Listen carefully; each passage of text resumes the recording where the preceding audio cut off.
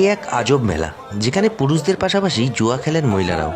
মূলাষষ্ঠী উপলক্ষে প্রতি বছরের মতো এবারও জুয়ারি মেলা বসল পুরাতন মালদা পৌরসভার মোকাতিপুর এলাকায়, যাকে কেন্দ্র করে পুরুষদের পাশাপাশি জুয়া খেলায় মাতলেন মহিলারাও। অনেকে অনেক রকম মেলার কথা শুনেছেন, কিন্তু যদি বলি জুয়ারি মেলা, তাহলে প্রথমেই যে নামটা মনে আসে তা হলো পুরাতন মালদা পৌরসভার মোকাতিপুর কলোনি এলাকা। হ্যাঁ, এই এলাকাতেই মূলাষষ্ঠী উপলক্ষে যুগ যুগ ধরে চলে আসছে জুয়ারি মেলা। সেই চিরাচরিত প্রথা মেনেই শনিবার মূলাষষ্ঠীর দিন মোকাতিপুর কলোনিতে এমনই আজব মেলা বসলো। তবে মেলা শুরুর প্রাককালে প্রতি বছরের মতো এবারও বেহুলা নদীর তীরে মূলাষষ্ঠীর পুজোপাঠ অনুষ্ঠিত হয়। সংসারের মঙ্গল কামনায় পুজোয় ব্রতী হন ভক্তিমতী মহিলারা। তারা বিশেষ ধরনের লেউড়ি ভোগ দিয়ে মা ষষ্ঠীর পুজো দেন।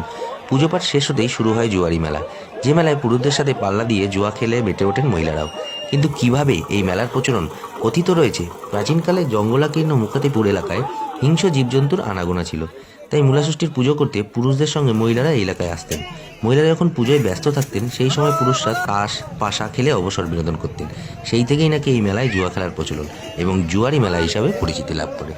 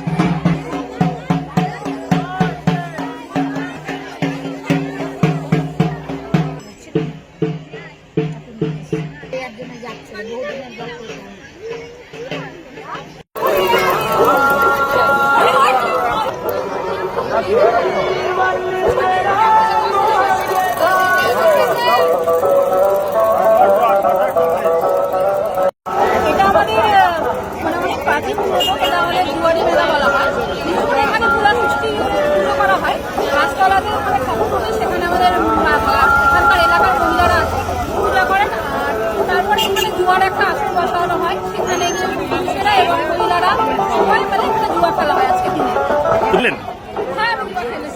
কি জিতলেন না হারলেন? না, আমি একবারও জিততে পারিনি, আমি হেরে গেছি।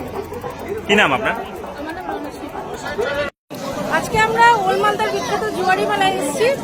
আজকের দিনে আমরা মেয়েরা একদম মন ভরে জুয়া খেলি এবং সেখানে আমাদের জন্য সারাদিনের জন্য ছাড়, ছেলে মেয়ে উভয় নির্বিশেষে জুয়া খেলে।